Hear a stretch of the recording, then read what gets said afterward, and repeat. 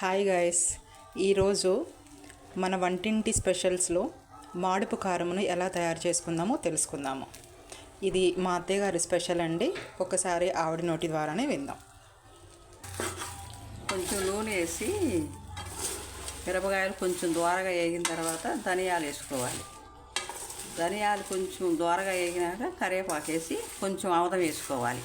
దాని మీద ఆముదము వేసిన తర్వాత ఈ కరివేపాకు కొద్దిగా వాడిన తర్వాత ఉప్పు, జీలకర్ర, చింతపండు మొత్తం వేసి సన్నశాగ మీద బాగా దోరగా వేసుకొని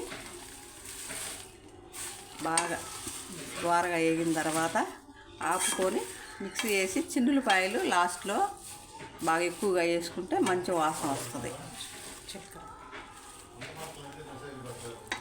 జీలకర్ర కొంచెం లాస్ట్లో వేసుకుంటే ఇంకా మీకు సువాసనతోటి ఆహా, వేడివేడి అన్నంలో అంత హాఫ్ స్పూన్ నెయ్యి వేసుకొని తింటే ఉంటుందండి.